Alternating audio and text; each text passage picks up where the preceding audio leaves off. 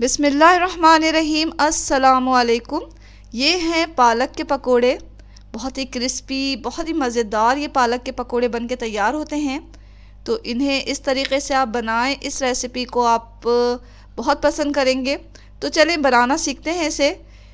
इसके लिए हमें पालक लेने हैं। पालक के पत्तों को तोड़ लें, इन्हें धोकर साफ़ कर लें, थोड़ा हल्का सा खुश्क कर लें। अब हमें बैटर बनाना है। यहाँ हमने 1.5 कप बेसन लिया। बेसन को पहले तो आप किसी छलनी की मदद से छान लें। इससे क्या होता है कि बेसन में जो है गुठलियाँ नहीं पड़ती। जब हम इसका बैटर बनाएंगे तो वो गुठलियों के बग़ैर होगा, लम्स के बग़ैर बनेगा। तो जब भी बेसन आप लें तो इस तरह छान लिया करें। तो यहाँ हमने बेसन को अच्छी तरह छान लिया। ये 1.5 कप लिया था। अब हम इसमें बेकिंग पाउडर डालेंगे। ये 1 टीस्पून लिया है हमने बेकिंग पाउडर, वो इसमें डाल दें। बेकिंग पाउडर डालने के बाद हम इसमें कुछ मसाले मिक्स करेंगे, जिसमें सबसे पहले तो हम नमक डाल लेते हैं। हस्बे ज़ायक़ा नमक डाल लें। 1 टीस्पून के बराबर हमें लाल मिर्च पाउडर चाहिए। आधा टीस्पून हल्दी पाउडर चाहिए होगा। ये दोनों चीज़ें डाल के हम इसमें ज़ीरा डालेंगे। साबुत ज़ीरा इसमें जाएगा और ये भी 1 टीस्पून है। अजवाइन ले लें, ये भी 1 टीस्पून हमें डालना है। और फिर हमें जो है इस मसाले को अच्छी तरह बेसन में मिक्स कर लेना है। अच्छी तरह इसे मिक्स कर लें।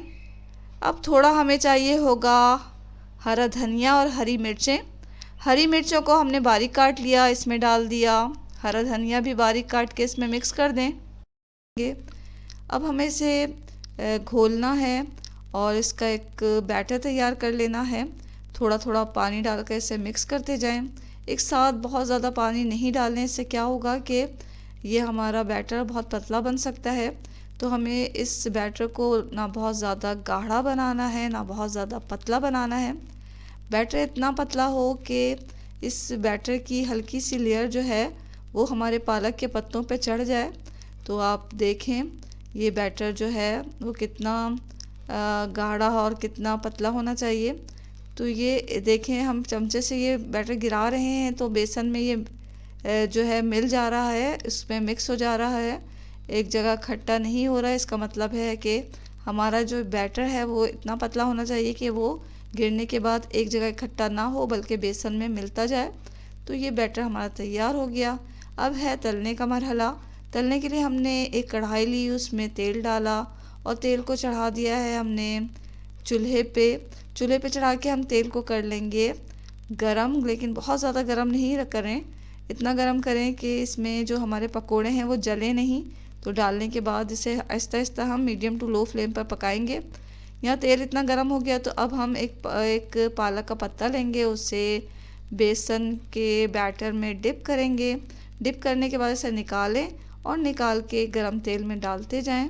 तो ये देखें तेल में जाते ही साथ ही ये पकोड़ा जो है पहले तो तेल के अंदर गया, पेंदे में गया, उसके बाद आहिस्ता आहिस्ता ये तेल की ऊपरी सतह पे आ गया है। तो इतना ही गरम हमें ये तेल चाहिए। Aahista Aahista medium to low flame पर इसे पकाएं और फिर जब एक तरफ से ये पक जाए, गोल्डन हो जाए, तो हम इसकी साइड को चेंज कर देंगे और दूसरी तरफ से भी इसे गोल्डन कर लेंगे। बहुत ज़्यादा पकोड़े एक साथ पैन में नहीं डालें, पैन की गुंजाइश के मुताबिक इसमें पकोड़े डालें। यहाँ दूसरी साइड से भी जो है पकोड़े गोल्डन हो गए तो इसे अब किसी छलनी की मदद से छान के निकाल लें। अच्छी तरह इसका तेल निकाल कर फिर इसे हम किसी किचन टॉवल के ऊपर रखते जाएंगे ताकि एक्स्ट्रा ऑयल जो है उसमें जज़्ब हो जाए। यहाँ ये हमारे पकोड़े तैयार हो गए। इसी तरह हम सारे पकोड़े तलेंगे। तो यहाँ हम फिर से पकोड़े डाल रहे हैं। पालक का एक पत्ता लिया, उसे बेसन के बैटर में डिप किया, निकाला और गरम तेल में डालते गए। तो इस तरह हर पकोड़े को डाल दें। अगर हम बहुत ज़्यादा पकोड़े एक साथ पैन में डालेंगे तो कि क्या होता है इससे कि पकोड़े आपस में मिल जाते हैं, चिपक जाते हैं एक दूसरे से और फिर इन्हें हैंडल करना मुश्किल होता है। तो पैन की गुंजाइश के मुताबिक ही इसमें पकोड़े डालें। यहाँ पकोड़े हमने डाले, एक तरफ से ये गोल्डन हो गया तो हम इसे पलट के दूसरी साइड से भी गोल्डन कर लेंगे। तो दूसरी साइड से भी गोल्डन करके हमें इसे छान के निकाल लेना है। तो ये देखिए कितने क्रिस्पी और कितने फूले फूले ये पकोड़े बन रहे हैं और खाने में तो ये बहुत ही लजीज है, मज़ेदार हैं। इसे आप ज़रूर अपने घर में ट्राई करें।